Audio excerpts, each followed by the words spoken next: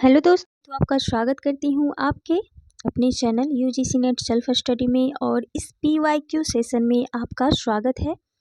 और आज का जो सीरीज है आगे की तरफ बढ़ते हैं। जैसे डेली रिवीजन सीरीज ये चल रही है पीवाईक्यू के तौर पे, और ये आपके जितने भी आगामी एग्जाम हैं सभी के लिए महत्वपूर्ण होने वाले हैं। चाहे वो आपका बीपीएससी टीआरई 4 हो, यूजीसी नेट हो, Haryana public service commission assistant professor या फिर अन्य जितने भी कॉम्पिटिटिव एग्जाम हैं, ये सभी के लिए महत्वपूर्ण है। तो चलिए सीधे बढ़ते हैं प्रश्न की तरफ। और चैनल पर नए हैं तो चैनल को सब्सक्राइब कर लें, बेल आइकन प्रेस कर लें और अपने फ्रेंड तक भी शेयर करें। चलिए बढ़ते हैं। आज का पहला प्रश्न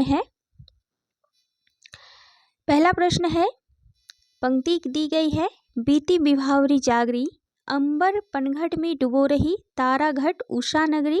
उपयुक्त पंक्तियां जयशंकर प्रसाद के किस काव्य संग्रह में संकलित है, पूछा जा रहा है। तो ये लहर जो कि 1933 की ये काव्य संग्रह है, उसी में ये संकलित है, ध्यान रखना है। चलिए आगे बढ़ते हैं। आगे है कि अंधा कुआं, ये एक नाट्य कृति है, इसकी विधा को भी ध्यान में रखना है साथ में। और ये किसकी है, तो लक्ष्मी नारायण लाल की है।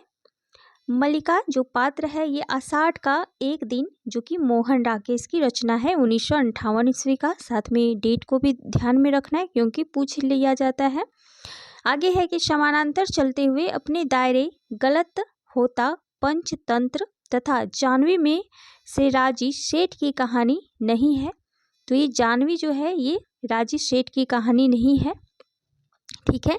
बाकी समानांतर चलते हुए, अपने दायरे, गलत होता, पंचतंत्र, ये सभी सेठ राजी की कहानी है, ठीक है।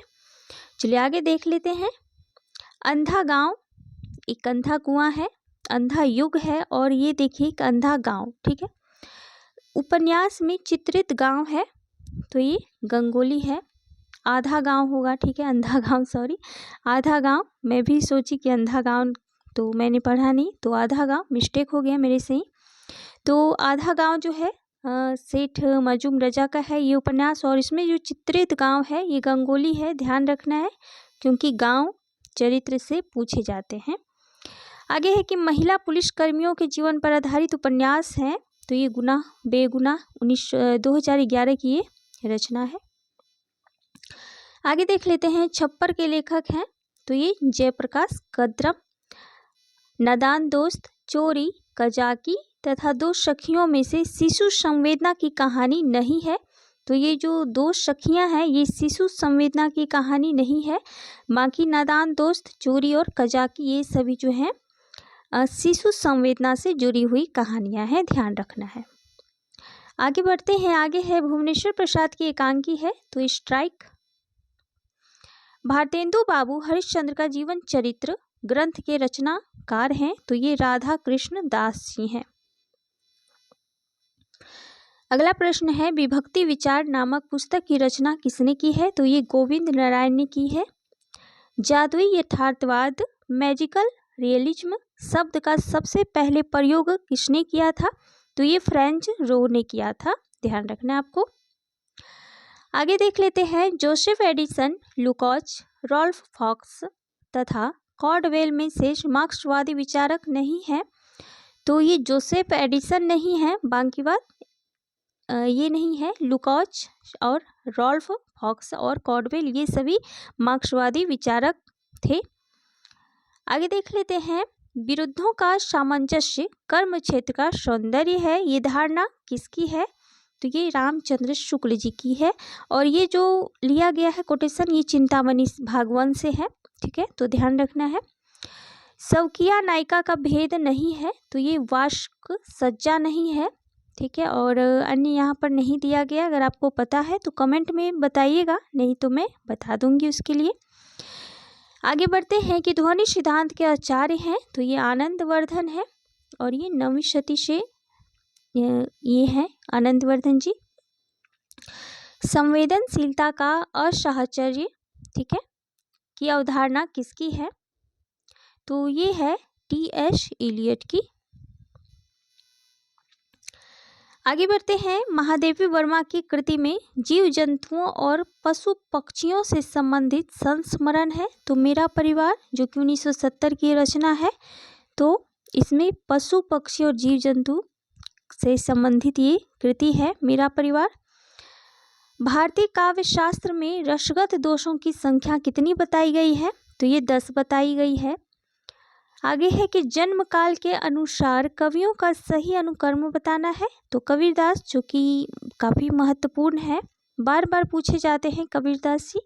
तो 1398 से 1518 तक ये विद्यमान थे। गुरु नानक 1469 से 1539 ईस्वी, दादू दयाल 1544 से 1603, मलुकदास 1574 से 1682 ईस्वी तक। तो इन सारे कवि की कर्म को आपको ध्यान में रखना है, सभी महत्वपूर्ण है, भक्ति काल से है। आगे देख लेते हैं। आगे है रचना काल के आधार पर रचनाओं का सही कर्म बताना है तो रसिक प्रिया, जो कि केशव दास का है, 1485 ईस्वी। कवि कुल कल्पतरु 1650, जो कि चिंतामणि का है। ललित ललाम, जो कि मतीराम का है, 1659 से 1688। और अलंकार माला ये 1766 का है। और ये एग्जैक्ट याद नहीं आ रहा है मुझे, तो अगर आपको पता है तो कमेंट कीजिएगा। चलिए आगे देख लेते हैं। टी.एस. इलियट के आलोचना ग्रंथों का सही अनुक्रम बताना है। The sacred wood 1920, selected essays 1917 से 32 ईस्वी, एलिजाबेथन एसेज 1934 ईस्वी और एसेज एनिशियंट एंड मॉडर्न 1936 ईस्वी। तो यहाँ दिया गया है कि यूजीसी सीबीएसई द्वारा पूछे गए इस प्रश्न में दिए गए विकल्पों में से कोई भी विकल्प सही नहीं है। हालांकि यूजीसी ने अपने उत्तर कुंजी में यह अनुक्रम सही माना है। The secret wood, Elizabethan essays, selected essays, essays ancient and modern, तो जो यहाँ पर दिया गया है तो इसके अकॉर्डिंग ये सही माना गया है। चलिए आगे देख लेते हैं। नाट्यशास्त्र से संबंध ग्रंथों का अनुक्रम पूछा गया है तो अभिनव भारती, जो कि 10वीं शती है, 10 रूपक 974 से 995वीं, नाट्य दर्पण 12वीं शती और भाव प्रकाशन 13वीं शती। तो ये नाट्य शास्त्र से संबंध ग्रंथों को आपको ध्यान में रखना है, पूछे जाने वाले प्रश्न है। ग्रंथों का सही काल कर्मानुसार आपको बताना है तो प्रेमचंद्र और उनका युग 1952 ईस्वी, जनांतिक 1981, मुक्तिबोध ज्ञान और संवेदना 1998 और कभी कह गया है ये 2000 ईस्वी। तो ध्यान रखना है। आगे बढ़ते हैं। हिंदी काव्य शास्त्र कृतियों का सही काल कर्मानुसार आपको बताना है तो रसराज 1617 से 1736 ईस्वी, श्रृंगार निर्णय, जो कि भिखारी दास जी का है, महत्वपूर्ण है, 1751, रसिकानंद 1847 ईस्वी, रस कलश 1931 ईस्वी। तो देखिए किस तरह की मिलती जुलती रचनाओं को एक साथ यहाँ पर रख दिया गया है ताकि आप कंफ्यूज हो जाए, लेकिन अगर आपको पता है तो आप आसानी से इसको हल कर कर आगे निकल सकते हैं। चलिए आगे देख लेते हैं। नाटकों का प्रकाशन वर्ष के अनुसार सही अनुक्रम बताना है। डॉक्टर 1961 ईस्वी, कर्फ्यू 1972 ईस्वी, कबीरा खरा बाजार में 1981 होगा, 85 दिया गया यहाँ पर, और कोर्ट मार्शल जो कि 1991 ईस्वी, ये सृजय का है, तो आपको ध्यान रखना है। आगे बढ़ते हैं। आगे है कि निर्मल वर्मा के निबंध संग्रहों का प्रकाशन काल के अनुसार सही अनुक्रम रखना है। शब्द और स्मृति 1976 ईस्वी, कला का जोखिम 1981 ईस्वी, ढलान से उतरते हुए 1985 ईस्वी, आदि अंत और आरंभ जो कि 2001 का है। और ये सभी निबंध संग्रह जो है निर्मल वर्मा जी का है, बहुत ही महत्वपूर्ण है। और खासकर ये कला का जोखिम तो बार बार ही पूछी जाती है, और शब्द और स्मृति, तो आपको ये दोनों को खासकर ध्यान में रखना है, ठीक है। चलिए आगे देख लेते हैं। प्रसाद की काव्य कृतियों का सही अनुक्रम बताना है। उर्वशी 1909 का है, और एक दिनकर का जो उर्वशी है वो 1961 ईस्वी का है। तो अगर आपको कर्म वाइज पूछा जाए तो आप रचनाओं को कर्म से देखकर पहले आप देखिएगा कि कौन सा उर्वशी वहाँ पर ठीक ठाक बैठ रहा है, उसके बाद ही आप आगे बढ़िएगा, नहीं तो आप इस उर्वशी और दिनकर की उर्वशी को लेकर कन्फ्यूजन में पड़ सकते हैं। तो इसीलिए थोड़ा सा ध्यान रख के आपको आगे बढ़ना है। और आगे है झरना, जो कि 1918 ईस्वी है। आंसू 1925 होगा। लहर 1933 होगा। ठीक है, तो ध्यान में रखना है इस तरह की रचनाओं को। चलिए आगे देख लेते हैं। प्रकाशन वर्ष के अनुसार रचनाओं का सही अनुक्रम बताना है। तो रश्मि रथी 1952, कनुप्रिया 1959, लोकायतन 1965 भी है, और 64 तो यहाँ पर दिया गया है, लेकिन लोकायतन 65 ही है कहीं कहीं, तो 64 भी आपको ध्यान में रखना है क्योंकि पूछा गया है। आत्मजयी 1965 होगा, तो ध्यान में रखना है। चलिए आगे बढ़ते हैं। प्रकाशन वर्ष के अनुसार निबंध संग्रहों का सही अनुक्रम बताना है। प्रगति और परंपरा 1948 ईस्वी, अद्यतन 1977, ये आगे का है, बहुत ही महत्वपूर्ण है अद्यतन। अंगद की नियति 1984 और यत्र तत्र सवस्त्र ये 2006 ईस्वी का है। अगला प्रश्न है, उपन्यासों का सही कालक्रम अनुसार पूछा गया है। देशद्रोही, तो ये इस्पाल का है 1943 ईस्वी। नदी के द्वीप आगे का है 1951 ईस्वी। शहर में घूमता आईना, ये उपेंद्र नाथ अस्क का है, तो ये थोड़ा सा मैं कन्फ्यूजन में हूँ, तो कंफर्म तो नहीं बता सकती, तो ये 1963 का है। तमस जो है 1973 का है, 93 दिया गया है, 73 होगा। ठीक है, तमस ये भीष्म साहनी जी का है, तो ध्यान रखना है। चलिए आगे देख लेते हैं। जगदीश चंद्र के उपन्यासों का प्रकाशन वर्ष के अनुसार सही अनुक्रम है। तो यादों का पहाड़ 1966 ईस्वी, धरती धन्ना अपना 1972 ईस्वी, मुट्ठी भर कांकर 1982 और नरक कुंड में वास 1994 ईस्वी। तो महत्वपूर्ण है सभी ग्रंथ इनके उपन्यास, तो ध्यान में रखना है। चलिए आगे बढ़ते हैं। आगे है प्रकाशन वर्ष के अनुसार ऐतिहासिक उपन्यासों का सही अनुक्रम बताना है। मृगनयनी 1950 ईस्वी, एकदा नेमिशराय 1972 ईस्वी, अनाम दास का पोथा 1976 ईस्वी और अभिज्ञान जो कि 1981 ईस्वी का है, तो ध्यान रखना है। चलिए आगे देख लेते हैं। अवस्थापना और तर्क से प्रश्न आ गए। तो स्थापना पूछा जा रहा है कि मनुष्य के लिए कविता इतनी प्रयोजनीय वस्तु है कि संसार की सभ्य असभ्य सभी जातियों में किसी न किसी रूप में पाई जाती है। तो ये बिल्कुल सही है, पाई ही जाती है, चाहे वो अमीर हो गरीब हो, किसी भी जाति से हो, किसी भी कैटेगरी से हो, तो ये बिल्कुल ही नहीं है कि उनके अंदर कुछ नहीं है। तो कविता एक प्रयोजनीय जैसा वस्तु बोला जा रहा है, तो किसी के भी अंदर पाई जा सकती है, यहाँ पर कोई भेदभाव वाली बात नहीं है। आगे है कि इसीलिए कविता की जरूरत मनुष्य जाति को हमेशा रहेगी। तो ये दोनों ही कथन एक दूसरे को रिलेट करें, सही हैं बिल्कुल। आगे है स्थापना है कि वैचारिक स्वतंत्रता साहित्यकार को व्यापक सामाजिक सत्य और संवेदना से विमुख करती है। ऐसा नहीं है कि विमुख करती है, तो ये तो गलत हो जाएगा, क्योंकि विचारबद्धता उसकी संवेदनात्मक अभिव्यक्ति को सर्वस्वीकृति सामाजिक विस्तार देती है। तो ये भी गलत है, दोनों एक दूसरे के अपोजिट जा रहे हैं और बिल्कुल सही नहीं है। आगे है कि कवियों ने लोक रक्षा के विधान में करुणा को ही बीज भाव माना है। करुणा में रक्षा का विधान होता है, तो बिल्कुल होता है।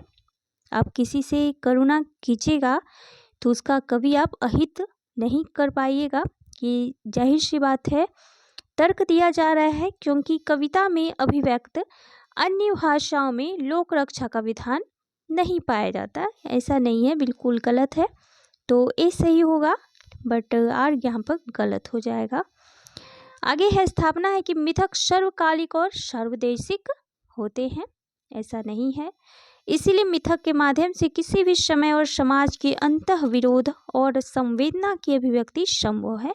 तो ये सही है, लेकिन ये गलत हो जाएगा। आगे है स्थापना है कि नाद सौंदर्य से कविता की आयु बढ़ती है। यहाँ पर दे दिया नहीं बढ़ती है, कैसे संभव है? बिल्कुल बढ़ती है। अगर नहीं होता तो ये सत्य होता, लेकिन यहाँ पर नहीं दिया गया है तो इसके कारण ये रॉन्ग हो जाएगा। आगे है, क्योंकि नाद सौंदर्य का योग कविता का पूर्ण स्वरूप खड़ा करने के लिए कुछ ना कुछ आवश्यक होता है, तो ये बिल्कुल सही है। तो ए गलत है, आर सही हो जाएगा। सॉरी दोस्तों। आगे है, अभिकथन है, मरणासन महाकाव्य के गर्भ से उपन्यास का जन्म हुआ है। बिल्कुल सही, क्योंकि उपन्यास का उदय पश्चिम में मध्य वर्ग के उदय के साथ हुआ है, तो ये दोनों ही सही हैं। आगे देख लेते हैं, स्थापना है कि साधारणीकरण की प्रमुख आधारशिला मानव सुलभ समानुभूति है। बिल्कुल है, क्योंकि मानव सुलभ समानुभूति स्वाभाविक मानवीय प्रवृत्ति है जिसे भारतीय दर्शन का बल भी प्राप्त है। तो ऐसा अगर आप अभिनव गुप्त की बुक है एक, वहाँ पर देखिएगा तो ये आपको वहाँ पर मिल जाएगा कोटेशन। तो ये भारतीय काव्यशास्त्र से उठाया गया है। चलिए आगे देख लेते हैं कि स्थापना दिया गया है कि प्रसाद के नाटकों में रस और द्वंद्व का आद्यंत समन्वय हुआ है, तो ये सही है, ठीक है, हुआ है प्रसाद जी के नाटक में। कारण है कि यह केवल उन पर पश्चिमी नाट्य चिंतन के प्रभाव से ही संभव है। ऐसा नहीं है कि पश्चिमी नाट्य चिंतन से ही ऐसा संभव हो गया है, ऐसा नहीं है। दोनों मिला जुला स्वरूप है उनके नाटकों में मिलता है, तो ये सही हो जाएगा, लेकिन आर यहाँ पर गलत है। आगे है, स्थापना है कि आदर्श नागरिक को आत्मविकास करते हुए सारी धरती के सुख में ही अपना सुख मानना चाहिए। तो बिल्कुल मानना चाहिए, क्योंकि प्रत्येक नागरिक के व्यवहार की, उसकी अच्छाई बुराई की मूल कसौटी समाज कल्याण की भावना है। ये 100 यानी कि 100% ये सही है, लेकिन आजकल ऐसा नहीं देखा जाता। लेकिन अगर इस तरह की बात समाज में देखी जाए तो फिर क्या कहना है आगे। चलिए आगे देख लेते हैं, स्थापना है गोदान ग्रामीण जीवन का महाकाव्य है। सही है, क्योंकि गोदान में समग्र युग जीवन का चित्रण हुआ है। तो इस समग्र युग जो दिया गया है ये यहाँ थोड़ा सा गलत कर दिया है कोटेशन को, बाकी सही है। तो ये सही है, लेकिन आर गलत है। चलिए अब सही सम्मेलन से प्रश्न है, सवंगी जो है रजब का है, ज्ञानबोध मलुकदास का, प्रेम प्रकाश ये धरणीदास का है, शब्द सागर बुल्ला साहब जी का है, और ज्ञान बोध की जगह ज्ञान बोध दिया है। तो ये प्रश्न पत्र का ही थोड़ा सा प्रॉब्लम था उस टाइम जो पूछा गया था। आगे है, भूषण का रस सारांश है, घनानंद का इस्कलता है, सूरती मिश्र का रस रत्नाकर, मतीराम का रसराज है। और ये काफ़ी महत्वपूर्ण रचनाकार और इनकी रचनाएं हैं, ध्यान रखना है, बार बार रिपीटेड होती हैं। आगे है, रचना और लेखक हैं, सुर निर्णय जो कि मुंशी सदासुख लाल का है, भाषा योग वशिष्ठ राम प्रसाद निरंजनी का, भाषा पद्म पुराण दौलत राम जैन और जिद्दिलास ये दीपचंद जैन जी का है। आगे है, निशा निमंत्रण हरिवंश राय बच्चन जी का, प्रभात फेरी नरेंद्र शर्मा का, नींद के बादल केदारनाथ अग्रवाल और जीवन के गान जो हैं शिव मंगल सिंह सुमन जी के हैं। आगे बढ़ते हैं, आगे भी है नाटक और रचनाकार से संबंधित हैं। तो इससे पहले चैनल पर नए हैं तो चैनल को ज़रूर से सब्सक्राइब कर लें इस तरह के PYQ रिवीजन सीरीज के लिए, और ये आपके आगामी एग्जाम के लिए बहुत ही हेल्प पहुंचाने वाली है, क्योंकि यहाँ पर हर विधाएं हैं, चाहे वो कहानी हो, उपन्यास हो, नाटक हो, संस्मरण हो, जितने भी हो, गद्य पद्य, पाश्चात्य और भारतीय जितने भी काव्य शास्त्र हैं सभी से यहाँ प्रश्न है, तो काफ़ी महत्वपूर्ण है आप लोगों के लिए। तो चैनल पर नए हैं तो ज़रूर से चैनल को सब्सक्राइब कर लें, बेल आइकन प्रेस कर लें और अपने फ्रेंड तक भी शेयर करें जो भी हिंदी क्षेत्र से जुड़े हैं। और चलिए अब आगे बढ़ते हैं प्रश्न के ऊपर। भारत दुर्दशा जो नाटक है ये भारतेंदु हरिश्चंद्र जी का है, मयंक मंजरी जो कि किशोरी लाल गोस्वामी का है, रुक्मणी परिणय जो कि अयोध्या सिंहोपाध्याय हरिओद का है, और सीता वनवास जो कि ज्वाला प्रसाद मिश्र का है। आगे देख लेते हैं कहानी और रचनाकार से है गुलबहार, जो कि कहानी किशोरी लाल गोस्वामी जी का है। 11 वर्ष का समय, जो कि रामचंद्र शुक्ल का है।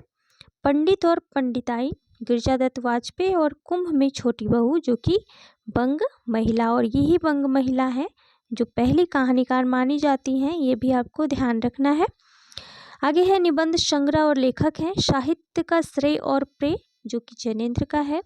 आलोक पर्व, जो कि हजारी प्रसाद द्विवेदी का है। रेती के फूल, दिनकर का है। और आस्था और सौंदर्य, जो कि रामविलास शर्मा का है।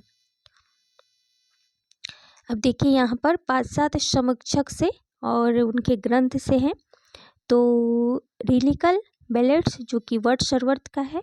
बायोग्राफिया लिटरेरिया, ये कॉलेज का है। एस्थेटिक, जो कि क्रोचे का है। और द फाउंडेशंस ऑफ एस्थेटिक्स, ये रिचर्ड्स का है। तो देख सकते हैं कि कितना एकदम से ये मिलता जुलता है प्रश्न। यहीं पर आपको कन्फ्यूजन वाले प्रश्न इसी तरह के दिए जाते हैं और आप कन्फ्यूज में पड़ जाते हैं। तो इस तरह के प्रश्न को ध्यान से हल करना है। आगे है कृति है और लेखक हैं नया साहित्य नए प्रश्न, नंद दुलारे वाजपेयी हैं। रस सिद्धांत नगेंद्र के हैं। मार्क्सवादी साहित्य चिंतन शिव कुमार मिश्र के। और रोमांटिक साहित्य शास्त्र, जो कि देवराज उपाध्याय के हैं। आगे बढ़ते हैं और आज का लास्ट प्रश्न है ये काव्य शास्त्री ग्रंथ और आचार्य उज्ज्वल नीलमणि, जो कि रूप गोस्वामी का है। कुवलयानंद अप्पय दीक्षित के साहित्य दर्पण, विश्वनाथ रस गंगाधर, पंडित जगन्नाथ। और ये पंडित जो विश्वनाथ हैं ये 14वीं शती के हैं और पंडित जगन्नाथ जो हैं ये 17वीं शती से हैं। और इसीलिए मैंने ये दोनों को इम्पॉर्टेंट यहाँ पर रखा, क्योंकि यहाँ से प्रश्न बार बार पूछे जाते हैं और इनके आपको डेट को भी ध्यान रखना है, क्योंकि पूछ लिया जाता है। तो आपको कर्म वाइज भी ध्यान रखना है और हर रूप से इसको देखना है, ठीक है। तो बताइएगा आज का वीडियो कैसा लगा, आप लोगों का क्वेश्चन कैसा लगा। तो अगर आपको पसंद है इसी तरह का वीडियो देखना तो ज़रूर से लाइक कर दीजिएगा और आगे भी फेयर फ्रेंड तक शेयर कीजिएगा।